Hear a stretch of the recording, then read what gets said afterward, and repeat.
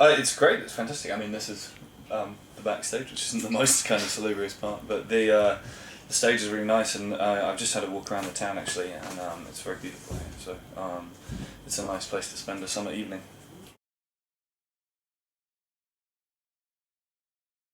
I think that it's probably probably kind of the biggest sounding record that I've done. I mean, we spent a lot of time working on the arrangements and the production for this album, and I worked with a guy called Rich Costy, who I haven't worked with before, who is really kind of like, top level producer kind of guy, and it was an interesting thing for me. I mean, I'm not sure if I want to do that with every record that I make, but I wanted to do it with this one.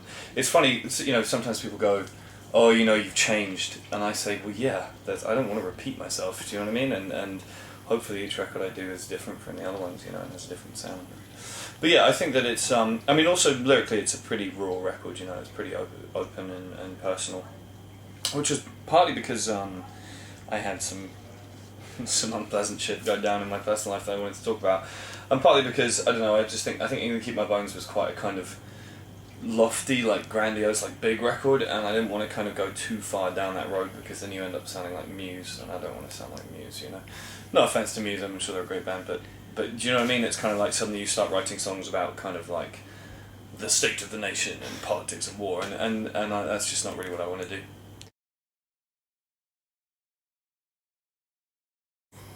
No, not really, and I didn't really like tapes very much. I mean, I had a lot of them when I was growing up, but they were pretty crappy kind of way of listening to music, Just if I could get back all the hours I spent trying to fix tapes that are broken or get chewed up in machines or whatever, But I mean, there's a tinge of nostalgia to the album title, I think, which is part of it. I like the way that it's pretty open, the album title. Do you know what I mean? You can take it to mean whatever you want.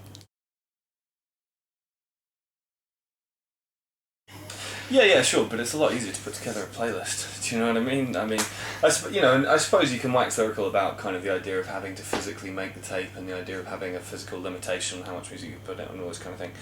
But I think, I don't know, I don't want to be too. I think you can go too kind of retro. Do you know what I mean? And it becomes a bit kind of false after a while, and it's a hell of a lot easier nowadays than it used to be, and that's good.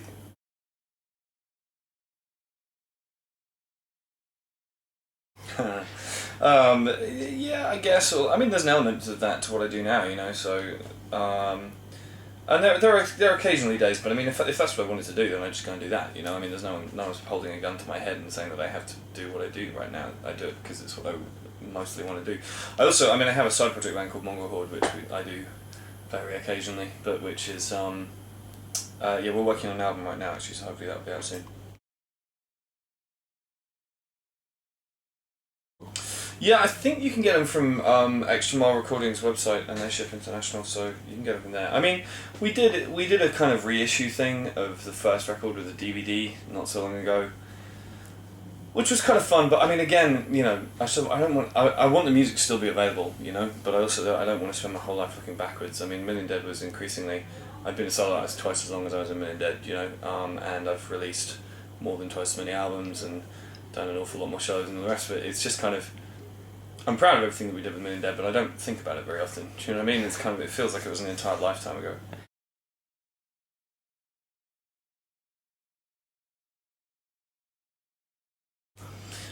Yeah, I mean, Million Dead was not a big band at all. I mean, I think the most people we ever played to is probably like 500 or something, which is great, and there's nothing to complain about. And a lot of bands struggle to get to that point, but. When we broke up, I knew I wanted to keep playing music. I chose to do something completely different because I just needed to do something different to kind of keep my sanity, And then also, I have to say, I very quickly felt like I'd found the place where I sort of belong musically. But when I first started playing solo shows, I went from playing to 500 people in Million Dead to literally like 3 people showing up for gigs, and that was actually pretty hard for me. I mean, it's hard on your ego. Do you know what I mean? You sort of go from having a lot of people caring about what you do to no one caring at all. And yeah, I mean, I spent a long time kind of just rolling around playing first on kind of all-day punk shows or just playing bar shows where no one cared. But I mean, I'm not complaining about that. It taught me a lot about what I do. But yeah, it wasn't the easiest thing at the beginning. First time anybody ever called me a sellout was when Million Dead did our first tour in a van that had seats in it.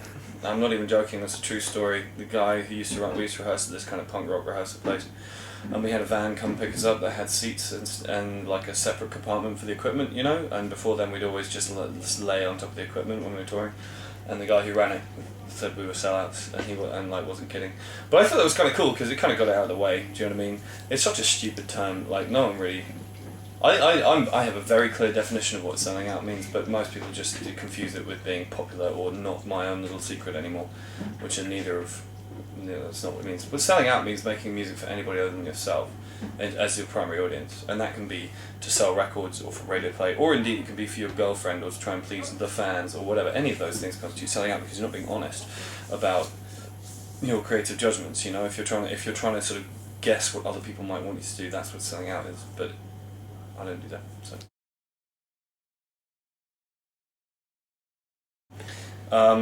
Rock and roll music. I like my shows to be inclusive. You know, I want everybody to feel like they're part of the show. I don't want it to be like a bunch of people just show up and make noise at the audience for an hour and then leave. You know, it's supposed to be a conversation, not a monologue. And so it's a participation sport. And then, I mean, I guess the other thing to say is that I try and play songs from all the records I've done. You know, I hate it when I go see a band and they only play like the most recent record over. That kind of annoys me. So I try not to do that.